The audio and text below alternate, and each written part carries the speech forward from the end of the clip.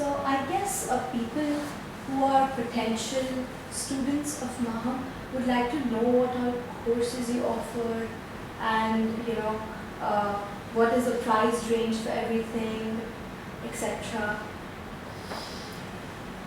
One of the very important courses that we teach is the course about how to run an interview with an interviewer. Because, again, in my opinion, it is one thing to go meet an interviewer, but it's another thing that you take control in the interview, because that makes a huge difference in the interviewer's mind. Because, see, if I interview you for a job to join our company, obviously I want to hire heroes. I want to hire people that will make a difference. I want to hire people that would go and make sense to my customers. If in an interview, all what you do is I ask you a question, you answer, and I ask you another question, and then you answer.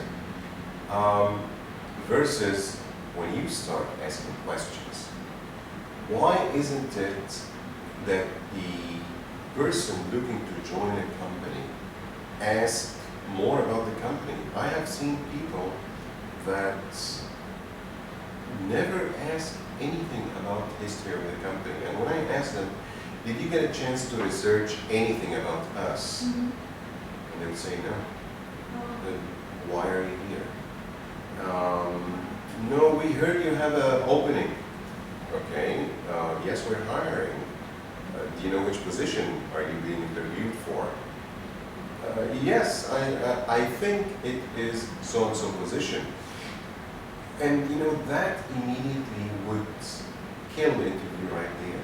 Yeah. Because you obviously know that the person has not done any due diligence, that has not done any kind of analysis, or has not. So even if that person was lucky enough to be hired in a company by somebody, that relationship will not last. Right. What's even funnier, you find interviewers that in their mind, he just wants to tick a box, fill a hiring. So he sees a buddy in front of him or her, and they hire the person. Wow. Yes, and if you ask them, say, yeah, so what, we have a probationary period. If they don't perform, we fire them. Yes. And now what sort of relationship is this? What are you doing? Right.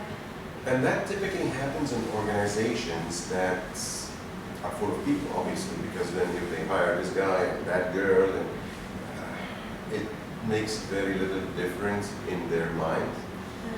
But it actually ruins people's lives. It ruins customer relationships. So that person maybe is managing an account, and all of a sudden the company decides to let go of the person. And tomorrow or the next day, they're not there for their customer. So the customer suffers. Yes. Why are you doing this? So it all boils down to quality and qualification. Right. If you are a quality person from inside, you would never have such a mindset. Right. If you are qualified, you don't even need to go through any of this. Right. And that's what we do. So for the, for the young graduates or people looking for jobs and so forth, we run a very important course of how to master an interview. But the way we do it, again, I mean, we train you so that in an interview, you actually, what we call in common English, you nail the job. You get the job. If you're qualified, if you answer the right question, if you answer the questions in the right manner, and if you say the right things, why would the interviewer not hire you if everything else matches, like salary expectations, salary budget, and so on? If everything meets, you have the right set of skills, languages, etc., why would they not hire you? So that's what it is. We also teach companies how to interview, how to select. Like you might have a person that talks extremely well in an interview, is a very good talker, but when you hire them, they don't walk the talk. They don't do what they thought they would be capable of doing. But they've been gifted to talk extremely well, or their personality in the interview was dominant, so the interviewer said, wow, my boss would be impressed with such a person, I'll hire them, and so on. And then all sorts of catastrophes happen. So we again train HR people on how to select, how to hire, and how to decide. Because you might have a short list of 3-4 candidates, and they're all good. How do you choose? Right. So we train people on how to choose as well, and based on what. Okay. Yes. I have usually seen when people don't know the answer to a question in an interview, they start bragging. Right. Do you suggest that, or do you just suggest, I don't know, but I will prepare next time and keep myself ready? What answer would you suggest? See, you can't fool an interviewer because if you ask a question or she asks a question, she expects a straightforward answer. Right. If you don't know, you don't know. Right. I want to differentiate between not knowing and not understanding. Okay. So a lot of time, people would not understand a question and they would not ask.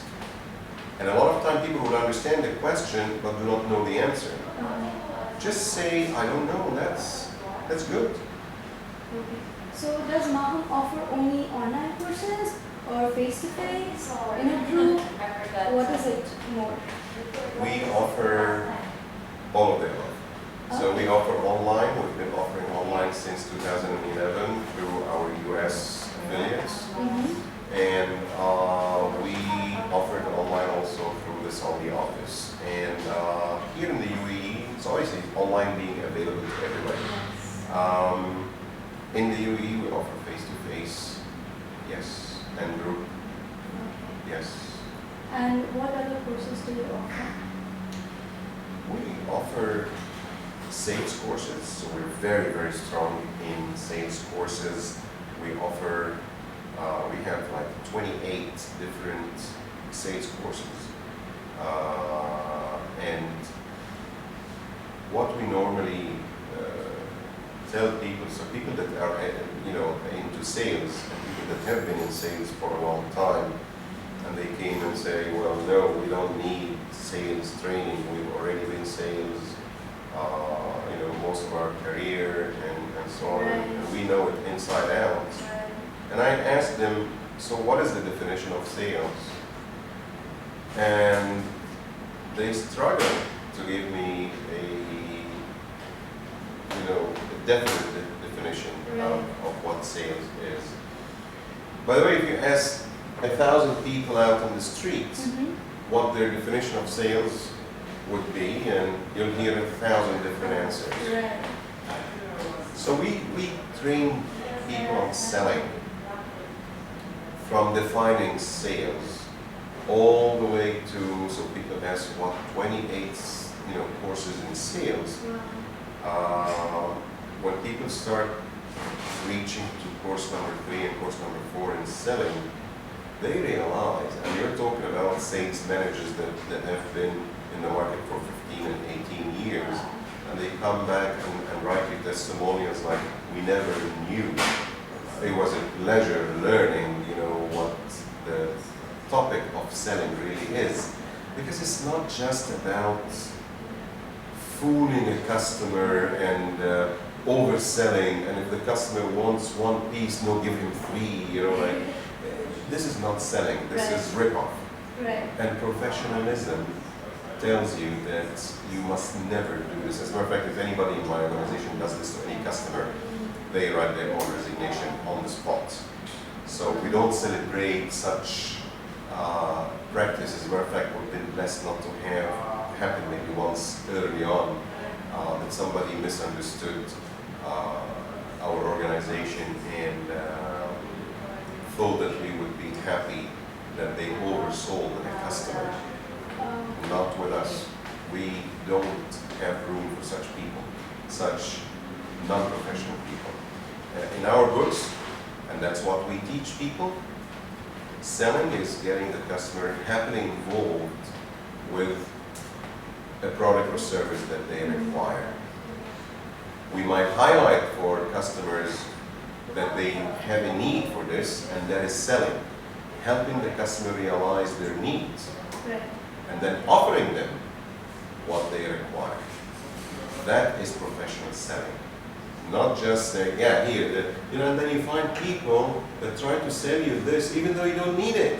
No, take it, it looks good, It's not about that, like you have to have a need for us to give you a service or a product. Yes.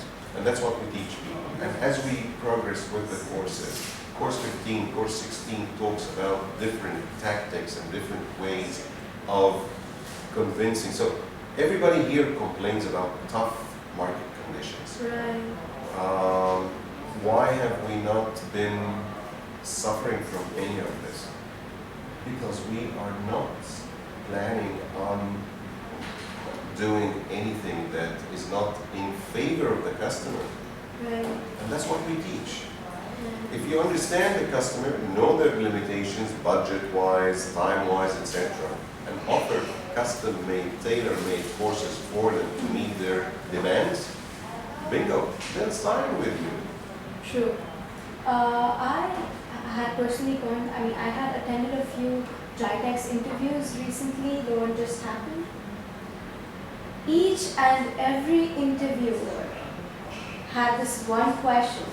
And for everybody who's thinking to give a GITEX interview, this is one question they always ask. This is a phone. Whatever phone you're holding, your own phone in your hand during the interview, try and sell this to me. And you might say the specifications, you can talk about the budget, and you can, try and tell features comparatively to other phones. Why is this one better? But that somehow is not enough for the interviewer. That somehow does not seem enough, no matter how well you talk. I don't know what they're looking for. Because when you go them and you ask, okay, what was wrong? How can I improve? They'll tell you, we'll talk to you later on. We'll give you a call.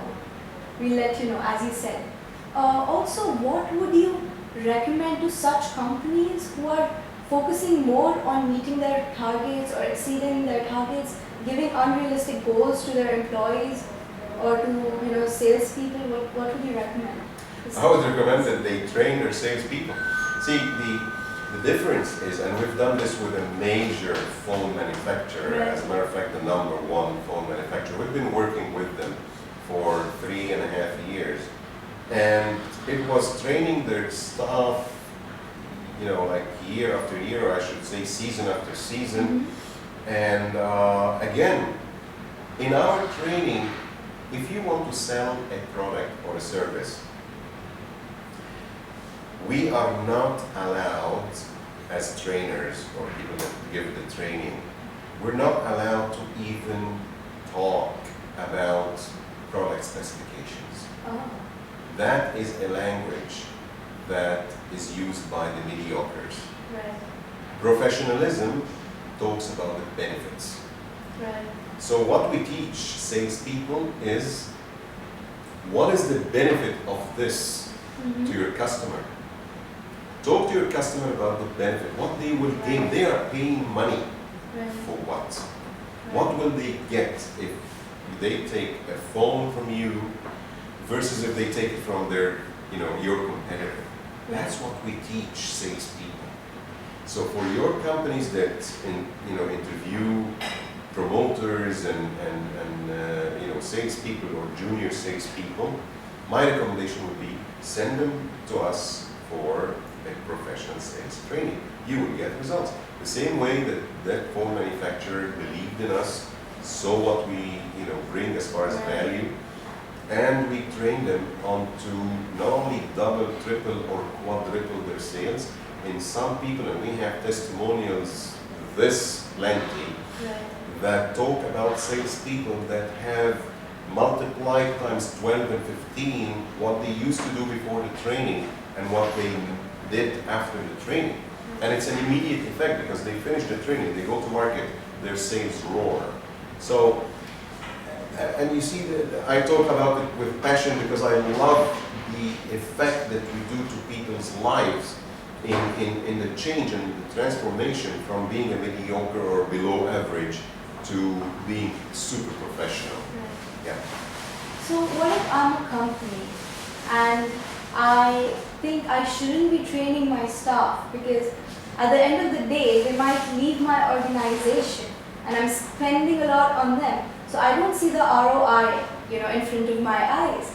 In fact, I'm paying their salary, I'm paying for their courses, probably for, other amenities as well.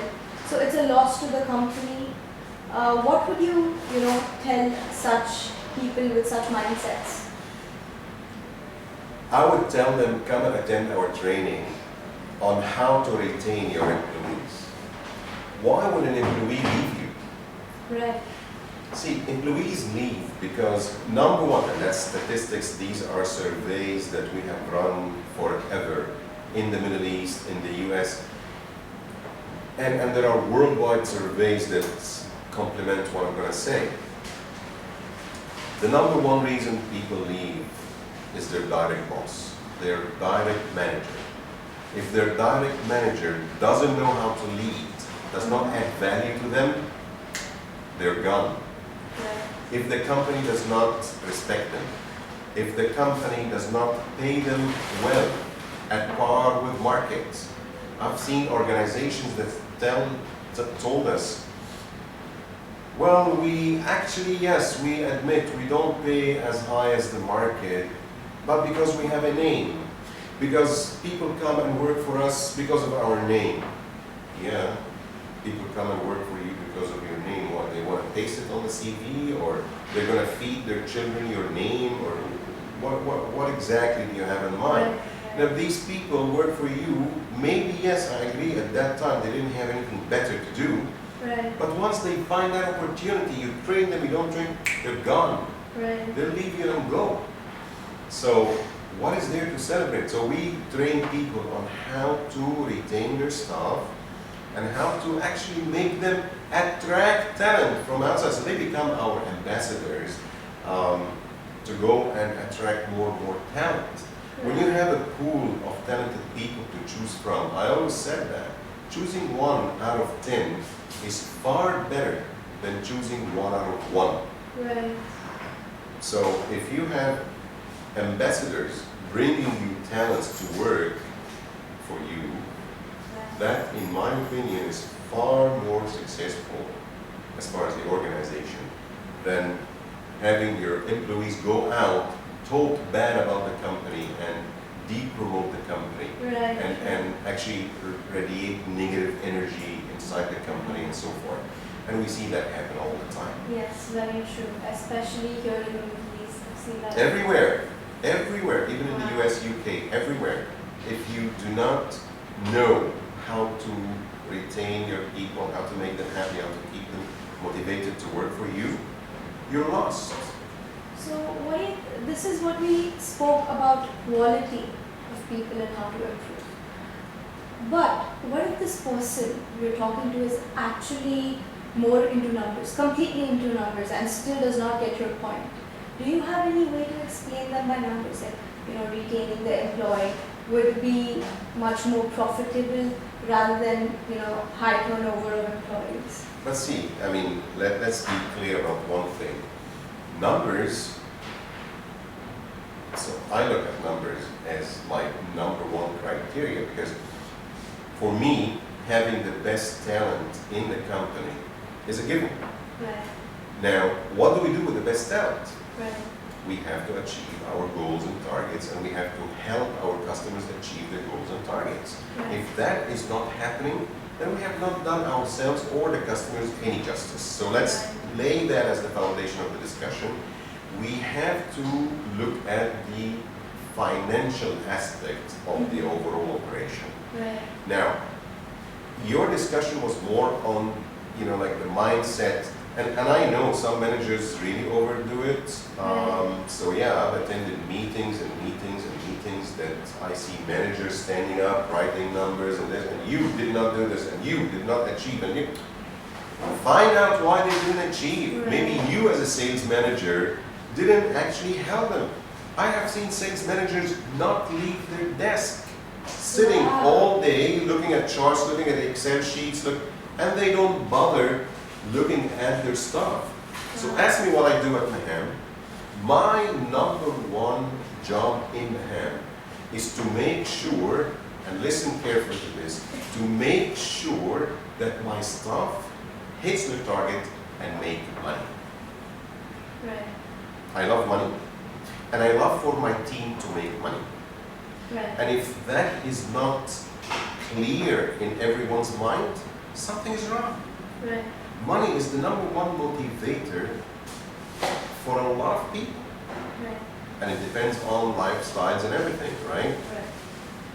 For some people, being in a nice environment, a nice good office, good manager, good leader is the number one, important factor. Right. Now combine all of this.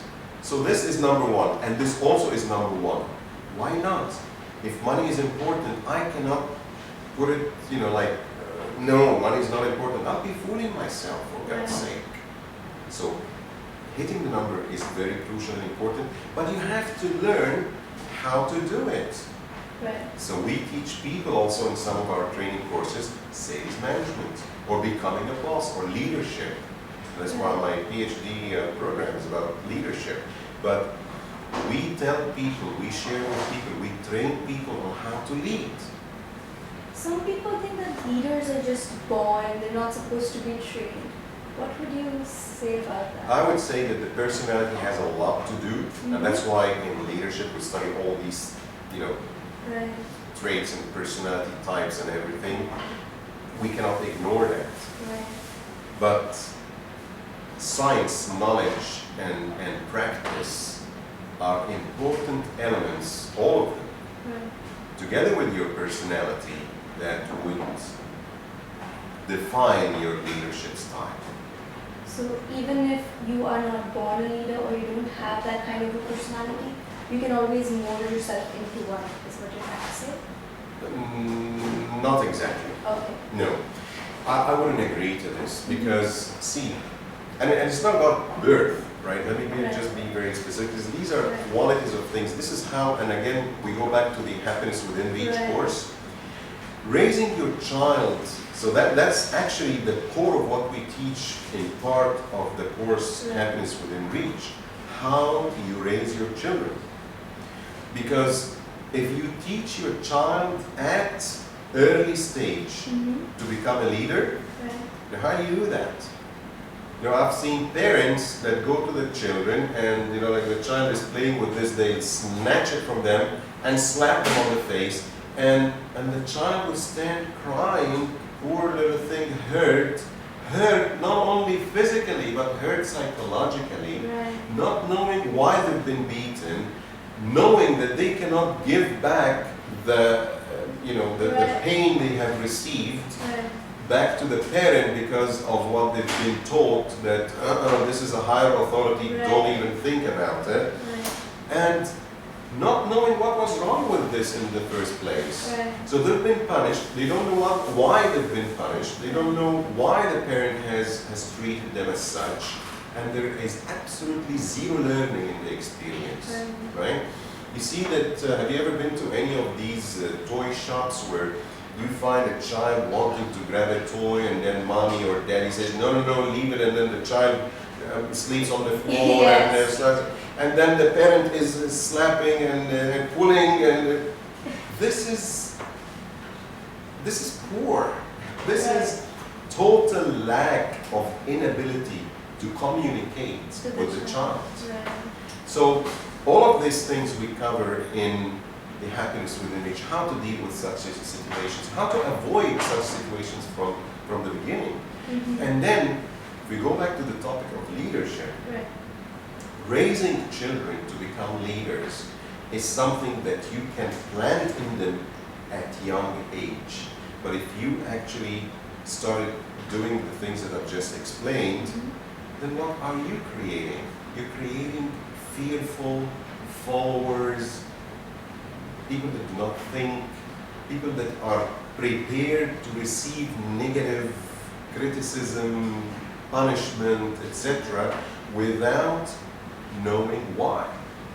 and they're not allowed to ask, because if they ask, they'll get another slap.